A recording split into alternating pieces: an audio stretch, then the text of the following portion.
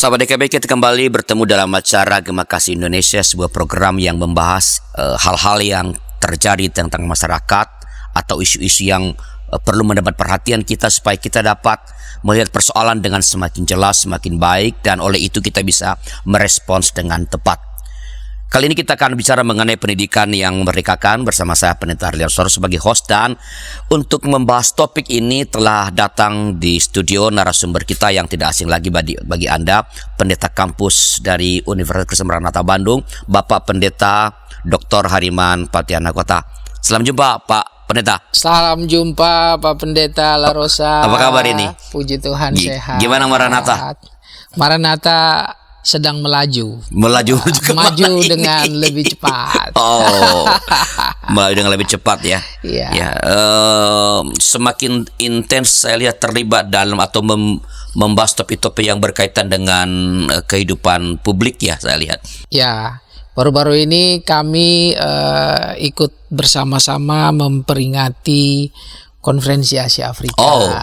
Lalu mencoba untuk menghidupkan kembali spirit pembebasan ya yang dikumandangkan dalam Konferensi Asia Afrika tahun 55 itu, supaya itu tumbuh dan berkembang tentu dalam konteks kita hari ini. Ya, bicara mengenai pembebasan ya, kemerdekaan ya. Topik kita hari ini memang berkaitan dengan itu, pendidikan yang memerdekakan ya.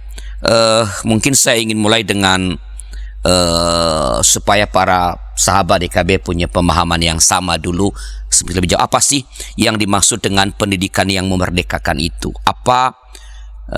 Kita kan kenal ada buku itu pendidikan baik bagi kaum tertindas ya, Paulo Freire ya. Apakah gagasan ini, atau kalau kita bicara mengenai pendidikan yang mereka, apakah ada hubungannya dengan itu? Apa sih maksudnya ini? Iya, memang kalau kita bicara tentang pendidikan sebagai sebuah proses pemerdekaan, tentu kita tidak bisa melepaskan itu dari yang namanya Opa Paulo Freire ya.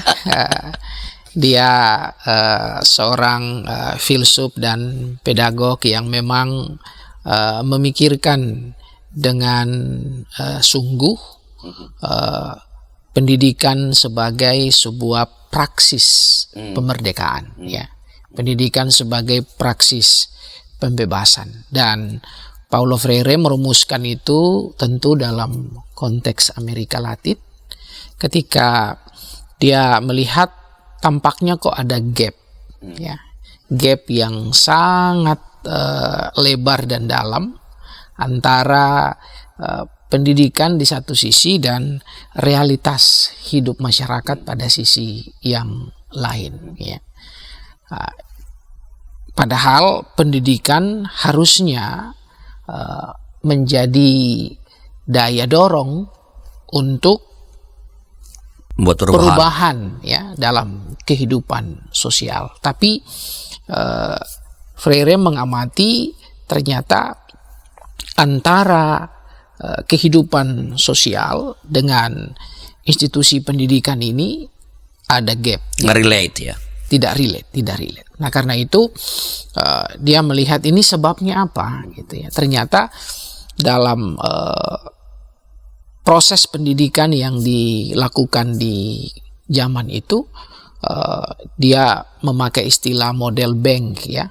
Jadi para siswa itu ditempatkan sekedar sebagai objek, lalu yang menjadi subjek dalam pendidikan itu hanya para guru, dan para guru ini diandaikan sebagai orang-orang yang paling tahu, bahkan sumber segala segala informasi, dan pendidikan itu hanya sekedar sebagai transfer knowledge ya, dari guru kepada para murid ya.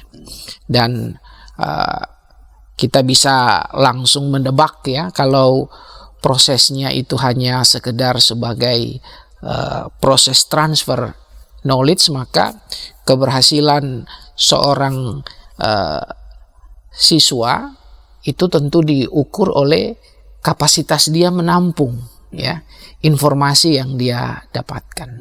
Nah, karena itu ya dalam model yang seperti ini tidak ada kreativitas, tidak ada inovasi. Yang dituntut di situ hanya kemampuan menghafal, ya, kemampuan mengingat apa yang sudah dikatakan oleh para dosen atau para guru, dan mereka hanya mengulang-ulang apa yang mereka dengarkan sebelumnya. Nah, tentu proses pendidikan semacam ini tidak hanya membatasi atau bahkan mematikan daya inovasi dari para murid, tetapi ini juga membatasi para murid itu untuk berefleksi lebih jauh dalam konteks mereka dalam hidup sehari-hari, merelasikan apa pengetahuan dengan kenyataan sosial. Nah, karena itu ya institusi-institusi pendidikan menjadi menara gading, ya, tidak relate antara praktik pendidikan yang diselenggarakan di sekolah atau di perguruan tinggi dengan potret sosial sehari-hari. Ya. Nah, ini yang kemudian diterobos oleh Paulo Freire. Ya. Dia bilang bahwa pendidikan harus memberikan kontribusi, ya, bagi penyelesaian masalah-masalah sosial, ya, sehari-hari. Dan karena itu model bank ini dia ganti dengan yang namanya pendidikan hadap masalah. Ya. Para siswa di sini bukan sebagai objek, tapi mereka justru adalah subjek. Ya. Jadi relasi antara siswa dan guru itu bukan subjek objek, tetapi subjek. Ya. Artinya para murid ini memiliki kemerdekaan. Dan mereka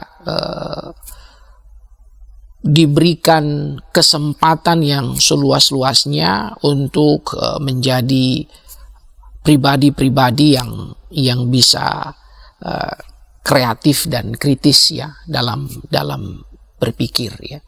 Dan itu memberikan kepada mereka ruang untuk merefleksikan, mengadaptasikan ulang, ya, pikiran-pikiran yang mereka temukan, ya, dalam proses pendidikan. Bahkan lebih jauh mereka bisa menjadikan masalah dan pengalaman hidup sehari-hari itu sebagai sumber pembelajaran, ya, sebagai sumber pembelajaran. Nah, dengan demikian maka hasil yang diharapkan dari pola pendidikan hadap masalah ini, di situ bukan hanya ilmu pengetahuan yang berkembang, ya, bukan hanya teknologi yang bertumbuh, tetapi yang lebih penting adalah kontribusi dari ilmu pengetahuan dan teknologi itu untuk kehidupan. Masalah-masalah sosial diatasi, bahkan kesejahteraan dan keadilan sosial itu didorong.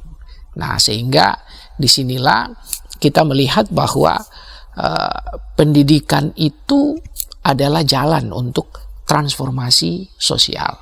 Nah, ini yang mungkin dalam topik kita hari ini yang dimaksudkan sebagai pendidikan sebagai sebuah praksis pemerdekaan, ya.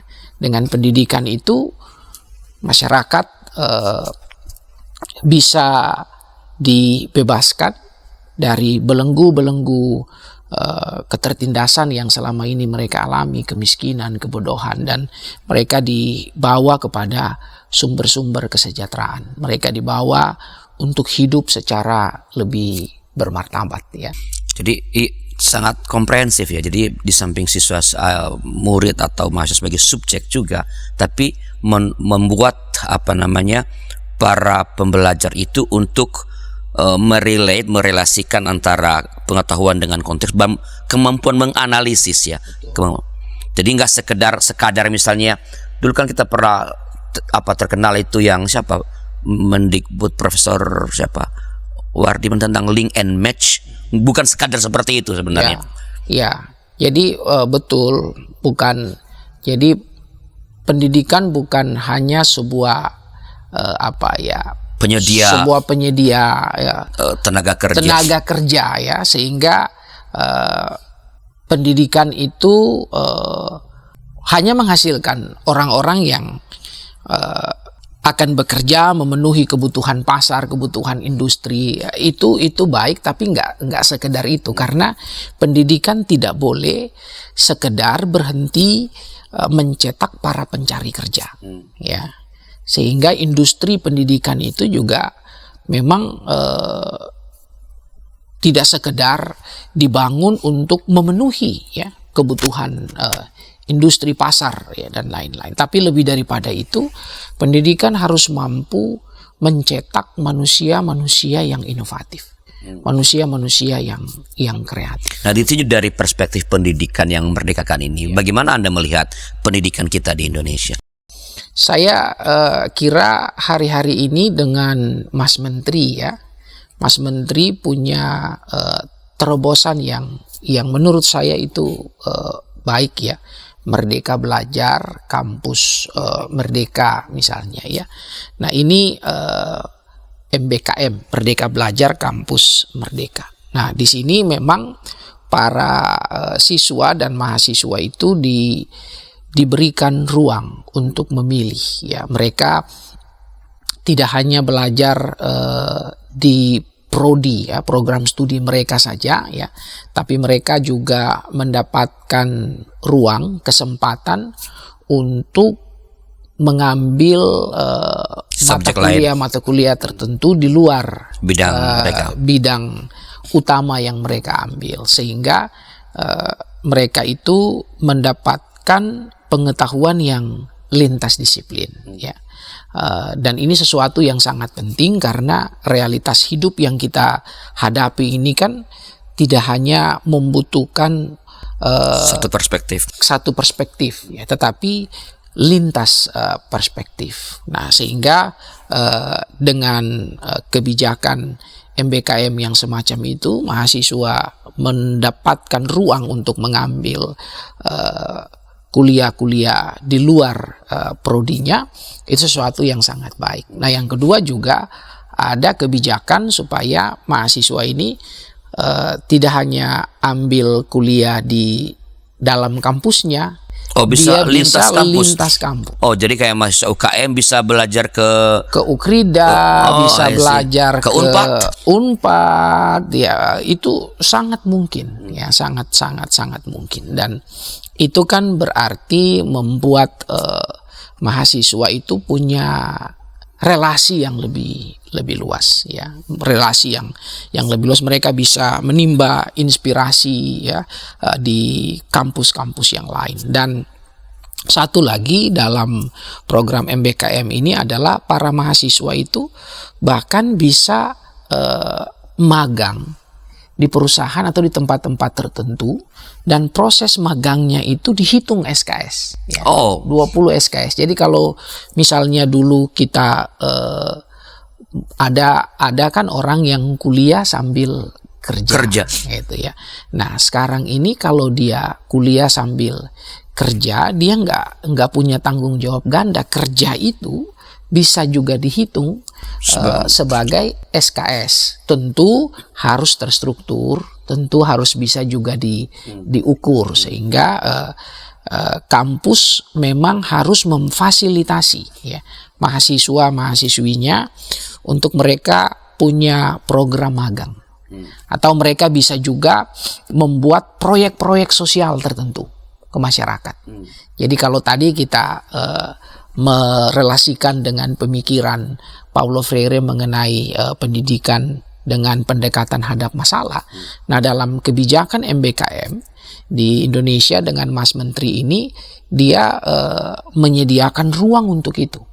Jadi mahasiswa itu bisa membuat proyek-proyek sosial ya ke desa-desa tertentu, ke daerah-daerah tertentu, dan proyek itu sampai selesai dia ketika disusun, dia dilaksanakan sampai finish itu 20 SKS ya.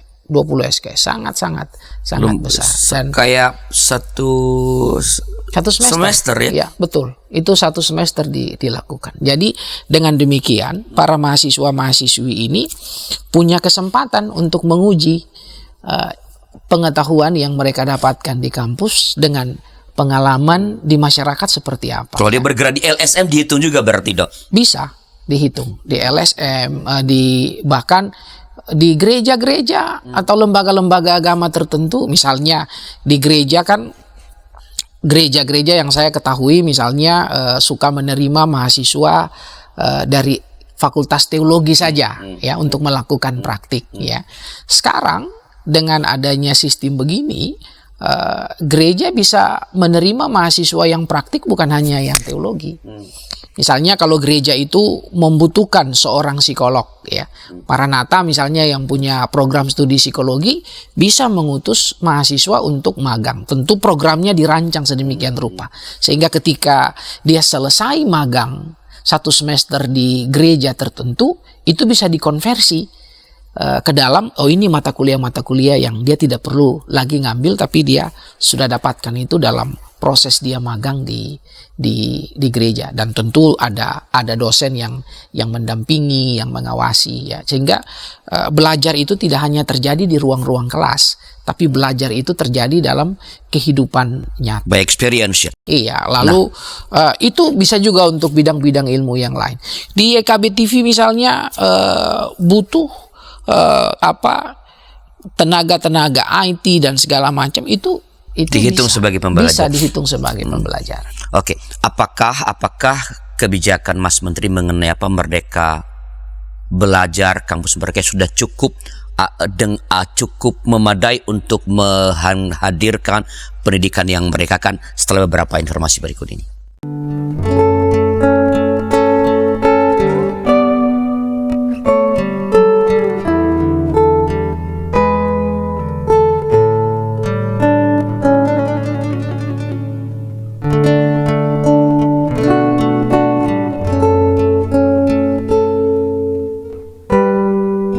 Kita jumpa dalam acara pembangunan jemaat kerjasama antara YKB GKI dan LPP. Pembangunan jemaat setiap Senin pada minggu kedua dan keempat pukul 8 malam waktu Indonesia Barat. Dapat Anda nikmati di channel YKB GKI TV.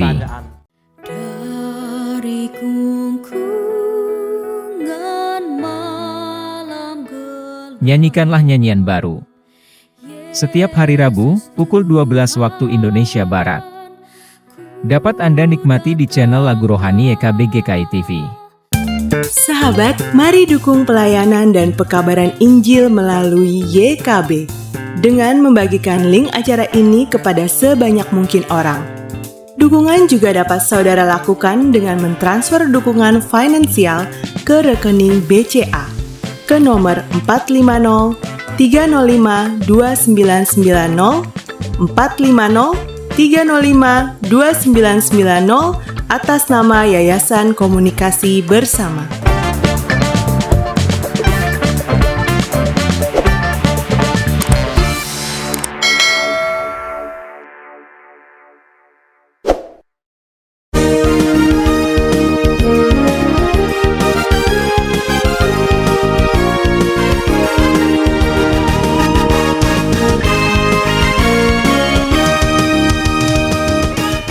Terima kasih sahabat, masih bersama kami dalam acara Gema Kasih Indonesia bersama saya Pendeta Alex Larosa, pemandu percakapan kita dengan narasumber kita Bapak Pendeta Dr. Hariban Pratianakota. Kita sedang berbincang tentang pendidikan yang memerdekakan. Pak Pendeta, tadi di ujung segmen yang pertama saya titipkan pertanyaan, apakah kebijakan Merdeka Belajar, kampus Merdeka itu dari Mas Menteri Pendidikan kita ini sudah cukup memadai untuk menghadirkan apa yang kita sebut sebagai pendidikan yang memerdekakan itu? Iya.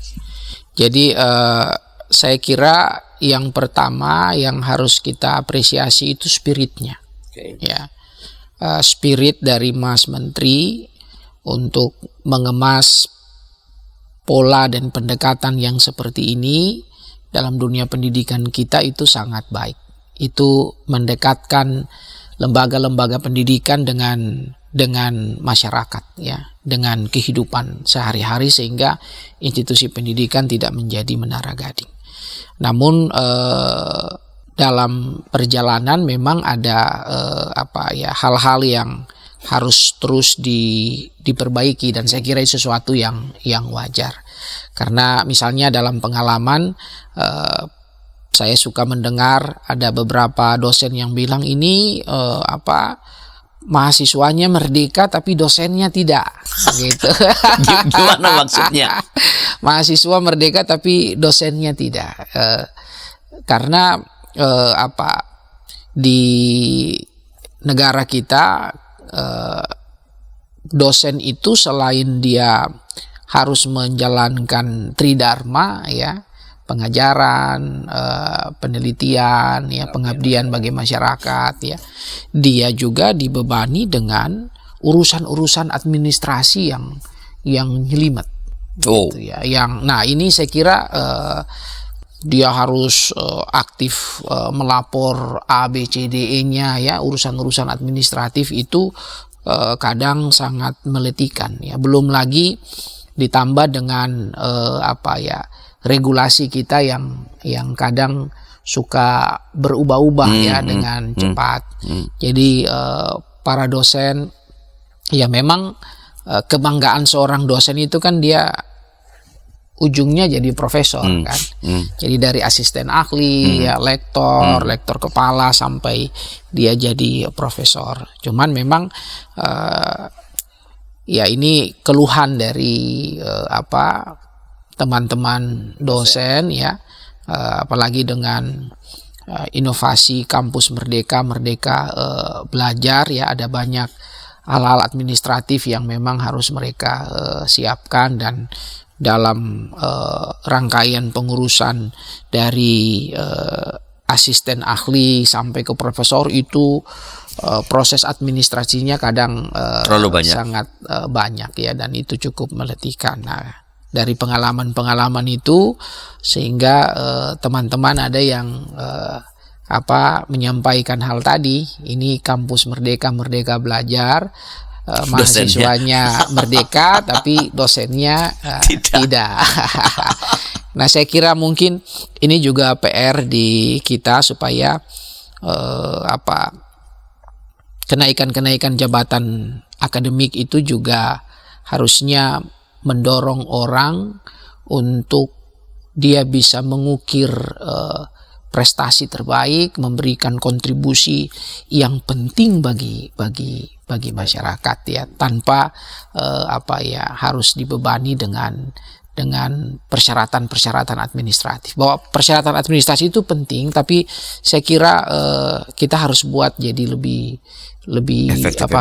sederhana, lebih efektif, lebih Tapi efisien. Kan kampus bisa menyediakan tenaga untuk bagi para dosen untuk mengisi kayak gitu sebenarnya. Ya. Kalau cuma sekedar menginput ke form misalnya kan bisa disediakan.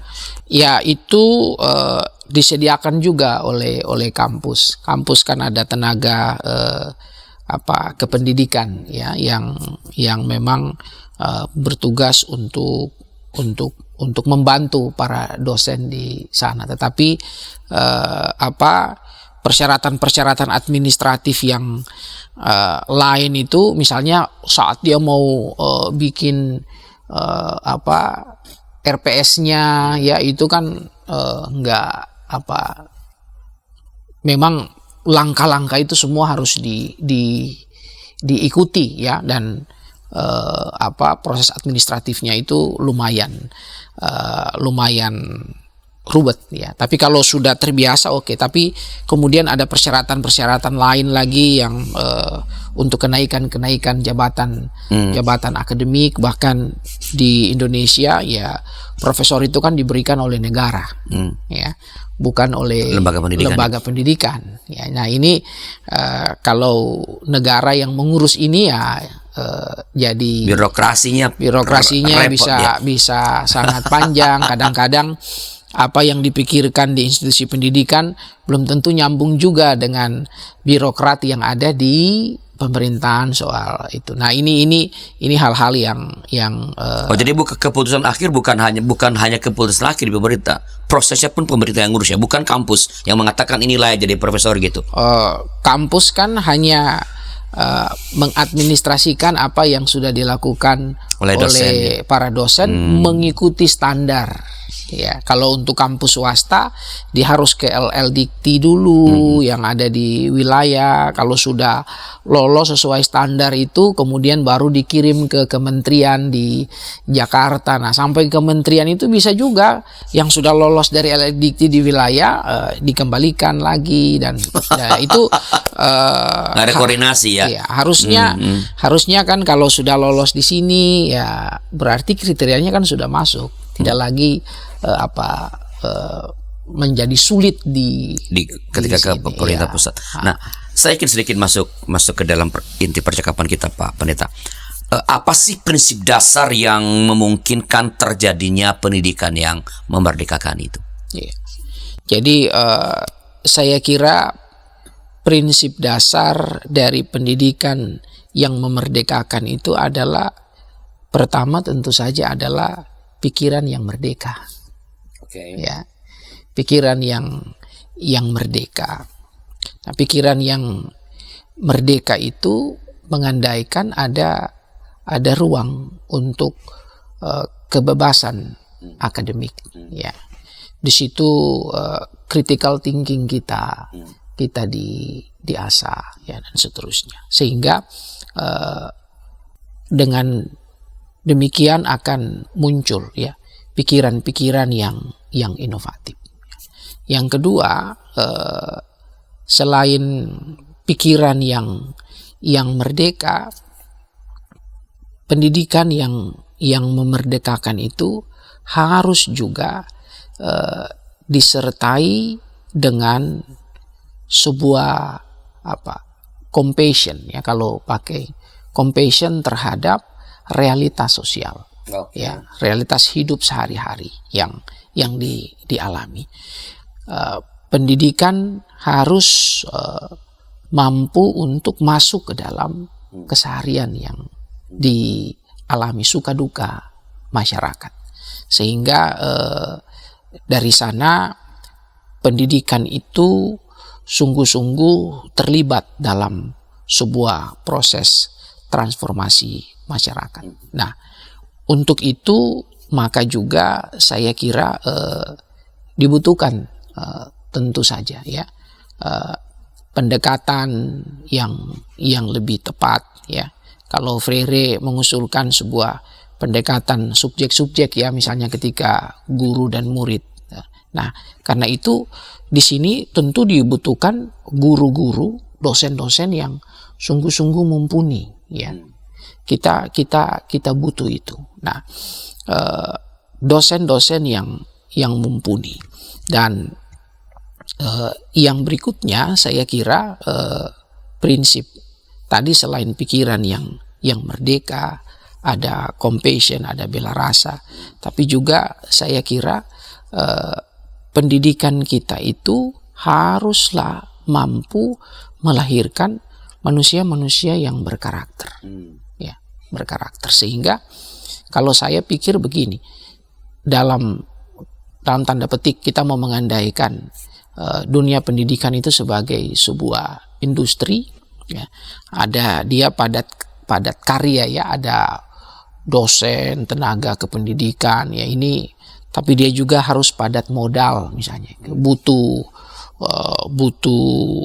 topangan dana yang cukup ya, karena sekarang ini kalau dana kurang, pengembangan pasti sangat minim. Maka beruntunglah kampus-kampus negeri ya yang disuplai oleh pemerintah atau kampus milik konglomerat.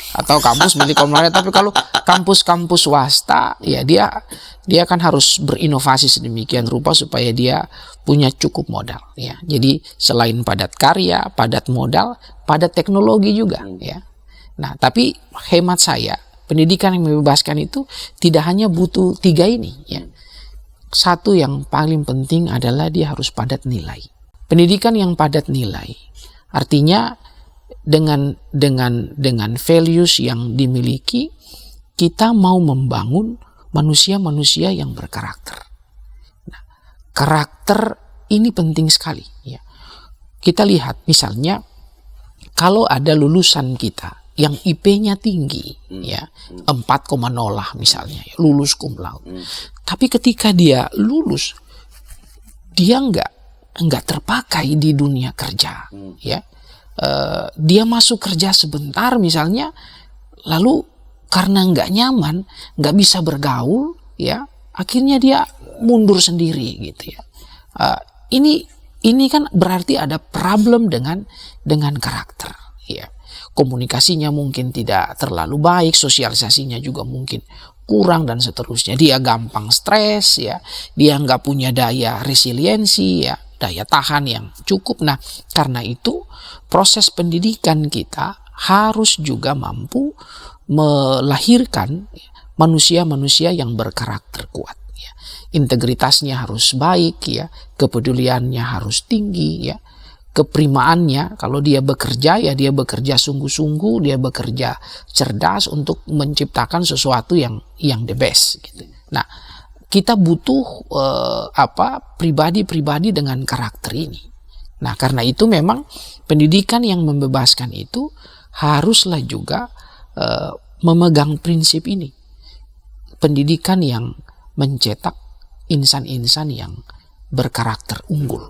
Nah, ini saya kira prinsip-prinsip ya penting. Selain pikiran yang merdeka, ya, hati yang penuh dengan compassion, bela rasa, tetapi juga punya karakter yang unggul. Nah, jadi banyak bergantung pada ininya berarti ya Pak Pendeta, pada pembelajarnya, bukan pada sistemnya berarti ini. Sistem, oke, kita harus bangun sistemnya juga, ya. Sistemnya itu memang harus dibangun, tapi sistem itu harus bisa menyuburkan satu budaya pendidikan yang memerdekakan tadi, ya, yang dengan nilainya, ya, dengan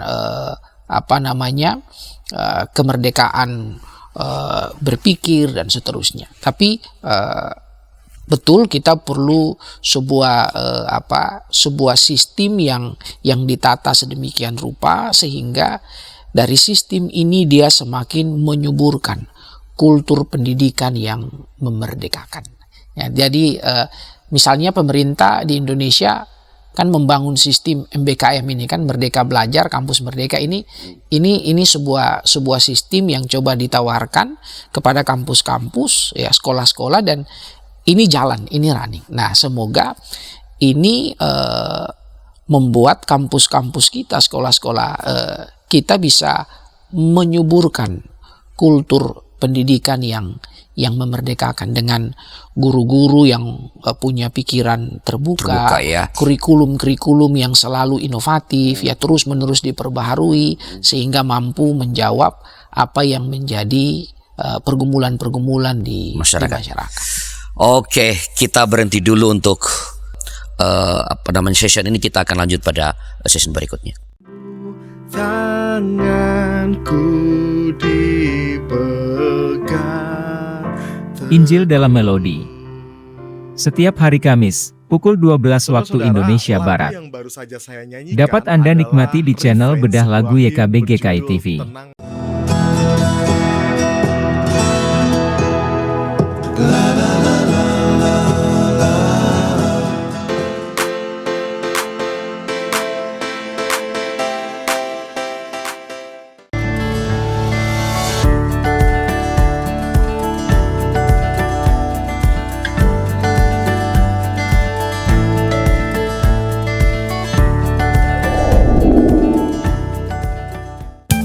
Sahabat, mari dukung pelayanan dan pekabaran Injil melalui YKB dengan membagikan link acara ini kepada sebanyak mungkin orang. Dukungan juga dapat saudara lakukan dengan mentransfer dukungan finansial ke rekening BCA ke nomor 450 305 2990 450 305 2990 atas nama Yayasan Komunikasi Bersama.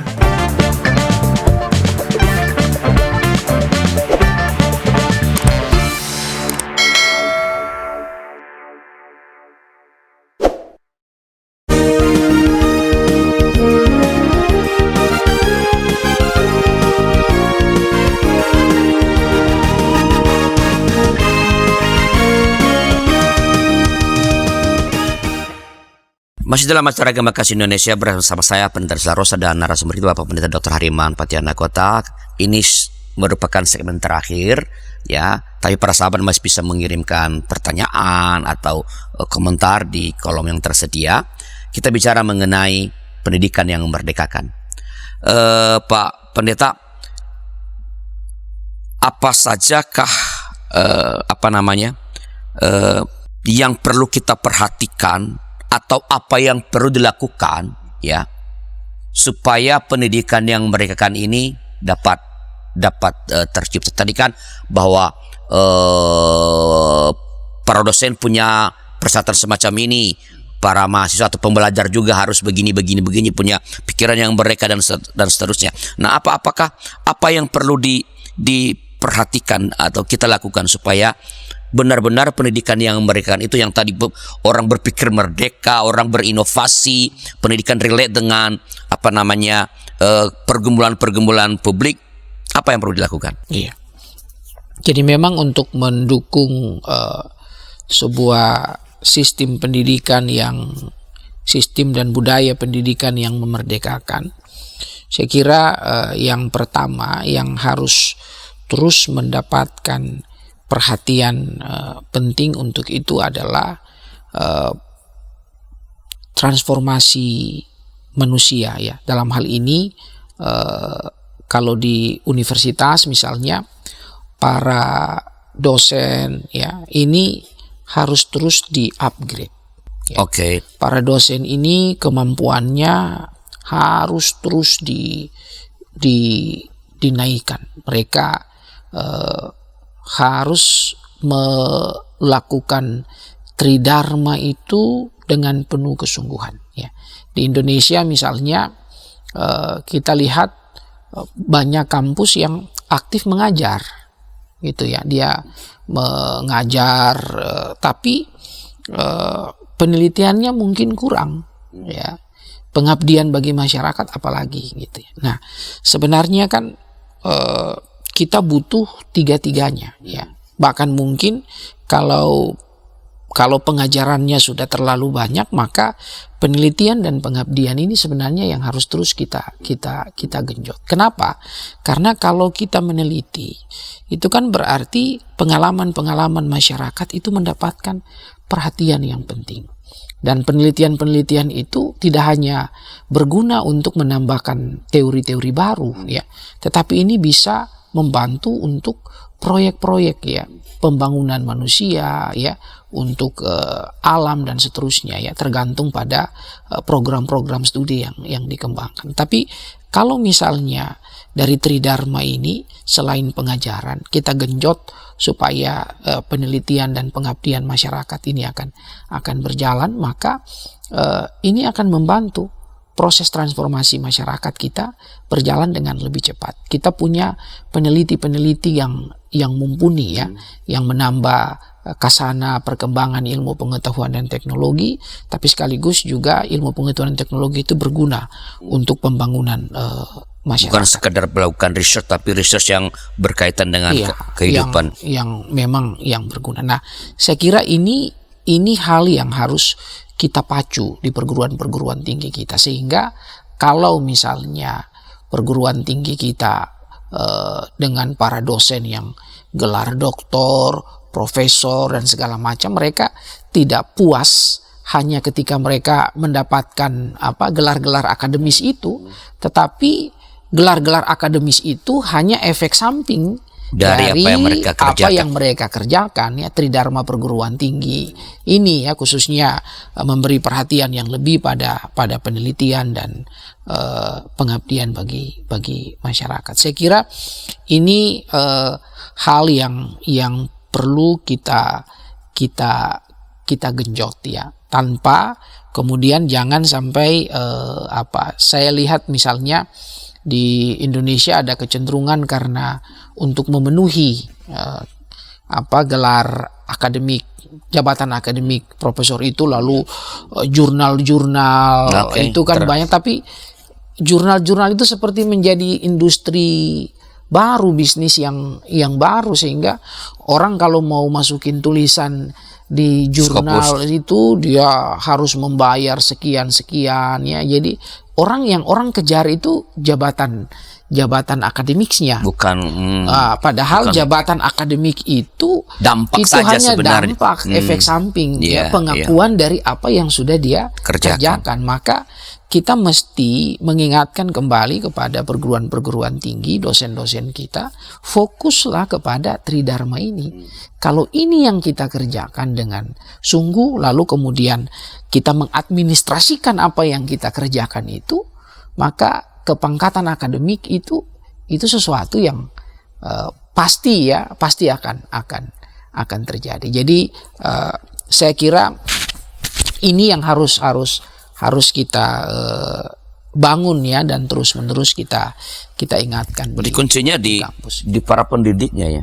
Saya kira para pendidik itu agen utamanya. Itu kan agen utamanya ya, agen utamanya. Lalu yang kedua, yang penting juga selain kita terus mengupgrade SDM kita, mendorong mereka untuk fokus ya pada tugas Tridharma itu, juga kita mendorong supaya mengembangkan kurikulum yang inovatif. Oke, itu berarti kampus universitas ya berarti. Ya, kurikulum yang inovatif itu harus dimulai ya dari program studi bahkan mata kuliah yang ditawarkan. Saya kira kan dunia ini kan terus berubah ya, masyarakat berubah dengan sangat cepat. Jadi kalau misalnya konten pembelajaran, metodologi pembelajaran itu masih sama saja dengan apa yang diajarkan 20 atau bahkan 50 tahun lalu, kan berarti mandek gitu. Rencana pembelajaran itu tidak diperbaharui ya, kurikulumnya tidak diperbaharui. Nah, ini kan berarti akan menciptakan stagnasi lagi, kemandekan. Nah ya, karena itu memang kalau dosennya terus di-upgrade, maka bukti dari itu adalah ya kurikulum yang kita tawarkan ini juga menjadi kurikulum yang terus terupdate ya, terus diperbaharui, sehingga tadi relate nggak ilmu yang diajarkan ini dengan masyarakat, relate nggak dengan problem-problem sosial, bahkan mampu nggak dia mengantisipasi masa depan ya, yang terbuka dengan perubahan yang sangat cepat. Nah ini kan butuh inovasi, butuh kreativitas, dan itu harus tercermin juga di dalam kurikulum di dunia pendidikan tinggi kita. Nah, kalau begitu pentingnya peran dosen guru dalam proses melahirkan atau mewujudkanlah pendidikan yang mereka ini, bagaimana menurut Pak Pendeta kualitas dan budaya mengajarlah para dosen dan para guru kita? Apakah sudah mengarah pada proses pendidikan yang memerdekakan, atau sebenarnya walaupun Mas Menteri udah bilang merdeka belajar, kampus merdeka, tetapi guru misalnya guru-guru SD SMP PR di banyak-banyakin sehingga mahasiswa atau pelajar nggak punya waktu untuk melakukan analisa, mengembangkan pemikiran kreatif. Apakah para dosen, para guru sudah di track yang benar, atau sebagian besar sebenarnya masih gerbongnya terlalu panjang ini kalau mau mengubah, bagaimana? Iya, memang itu menarik untuk diteliti ya. Tapi paling tidak saya mau bicara dari pengalaman saya terlibat di Universitas Kristen Maranatha. Ya, kebetulan di Maranatha kami itu memang sedang bergerak dari teaching based university kepada research based university ya. Dalam pengalaman kami sebelumnya memang para dosen itu suka sekali mengajar ya.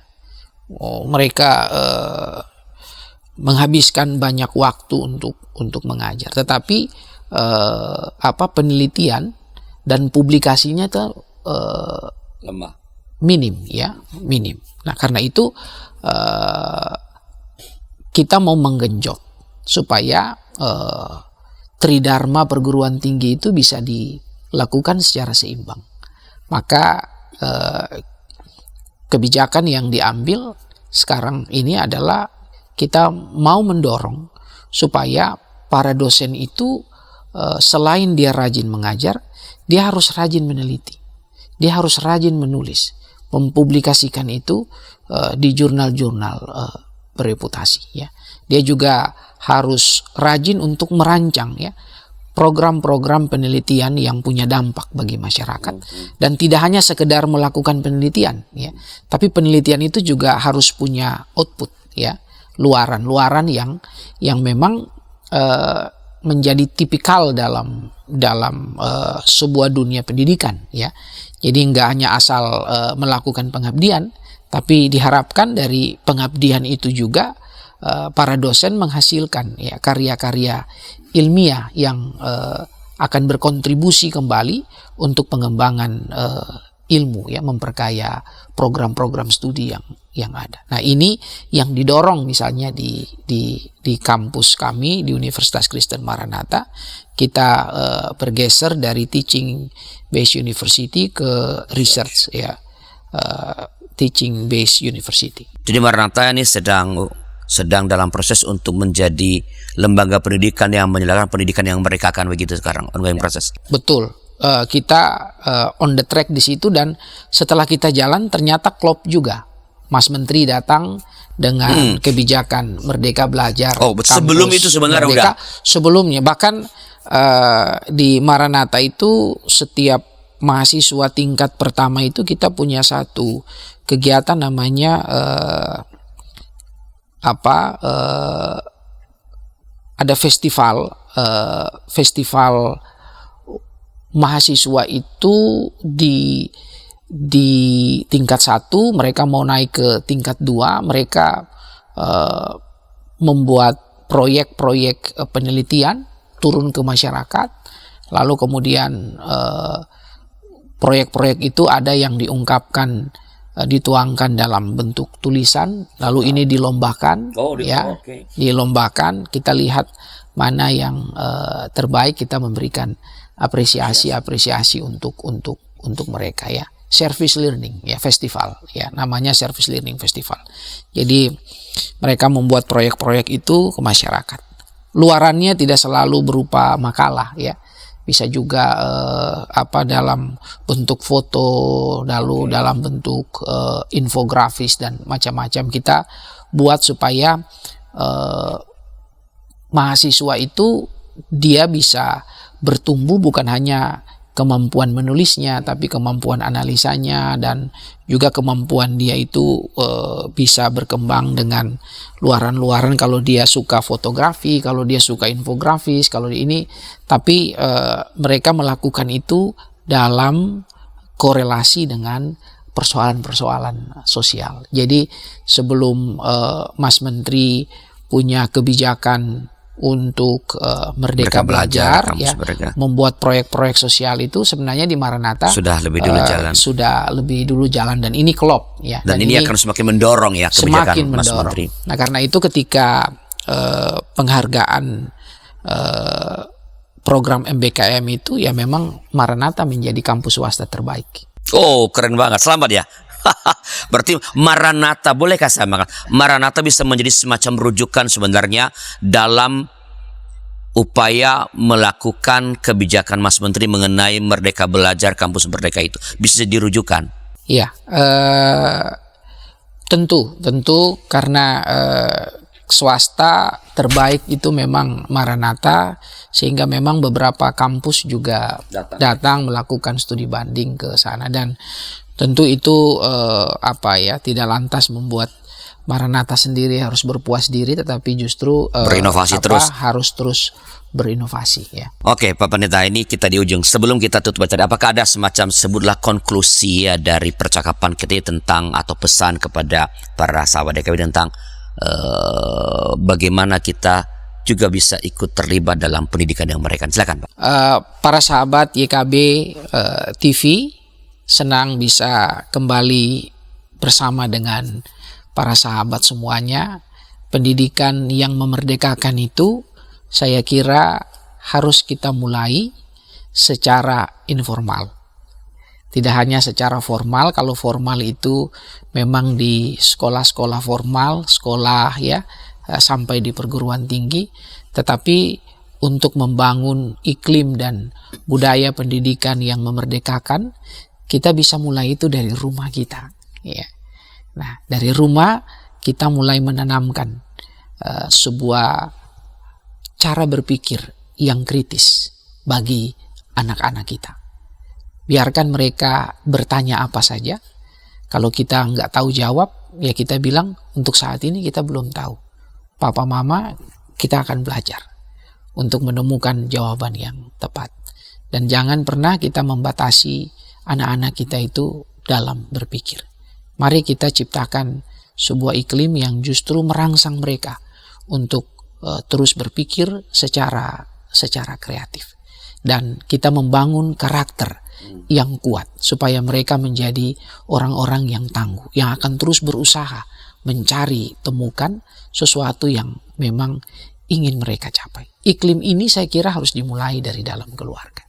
Baik Pak Pendeta, terima kasih atas sharingnya pada hari ini. Dan sahabat DKB, inilah percakapan kita tentang pendidikan yang memerdekakan. Bila ada masukan-masukan mengenai ini, silakan kirim ke kami lewat nomor 0812 8188 9191. Terima kasih sekali lagi atas kebersamaan Anda dengan kami, dan kita jumpa dalam episode yang akan datang. Tuhan memberkati.